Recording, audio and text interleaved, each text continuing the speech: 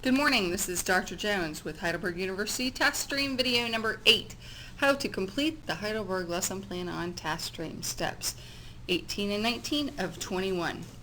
So go ahead and go to your Taskstream account and log in and find the lesson that you're working on. I'm going to scroll down. This lesson is the one that I've been using for these videos, the characteristics of living and non-living things through investigation. This is a 6th grade science lesson. So we're going to scroll down until we get to number 18, which is plan supports. I'm going to go ahead and pull this up just so we can look at the directions a little bit first. Plan supports is an EdTPA term, and I have right there what exactly they mean by plan supports. It includes instructional strategies, learning tasks and materials, and other resources deliberately designed to facilitate students' learning of the central focus. So this is going to include everything: activities, discussions, if you had a speaker come in, if you do a role play, anything and everything that you're doing. It is supporting your lesson. What kinds of materials do you need to support what you're trying to teach in this lesson? A couple of things, and it says in the directions, elementary uses the term multimodal. They use this in the EdTPA. So if you're doing an elementary lesson, you need to be very intentional on using teaching practices for young students that promote learning through the engagement of all of their senses, utilizing varied approaches to learning and to demonstrating that learning through integrated, meaningful experiences that build on students' interests, nurture their curiosity, and respond to their own unique style of learning, while scaffolding and challenging them to grow in less developed areas. So as you can see down here, what I have are the plan supports that I use in this lesson. I have a science textbook and the pages. I have a couple of worksheets that I'm going to have them work on part 1 and part 2 at various times. Also characteristics of characteristics of living things. I have them working in small groups, and I also have them working independently, and I also have them doing discussions. So what I'd like to show you in this section is attachments.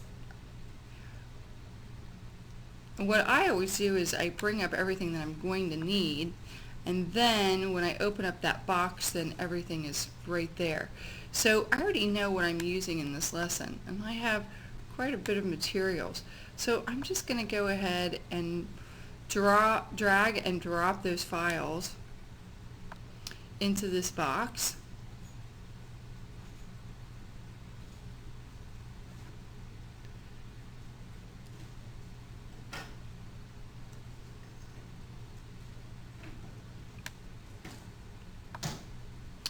And then after you have everything there that you want to attach, you just hit Start Upload.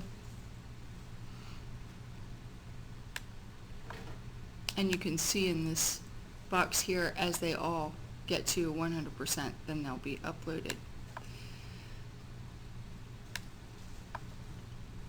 Then you go back to the home and you click Save and Close Window. What we'll be able to see then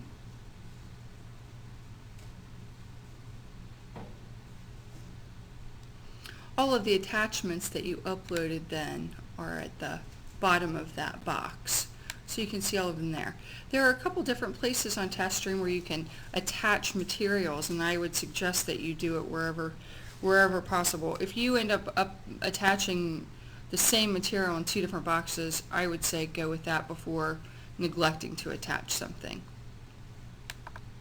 Then for step 19, that's our formal summative assessment, and it has on there what an informal assessment is. Usually this is an assessment that is not taken for a grade, not always, but usually, and there are some examples listed there. And then a formative assessment is always done during the lesson to guide your teaching.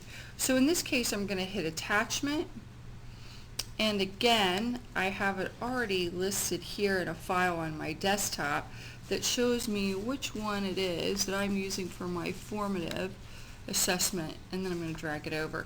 Now if you're not using something that can be attached, that's fine. You can do a web link, you can do that here as well, or you can just explain in the box what it is that that you're doing for your informal formative assessment. And then you click Save and Close.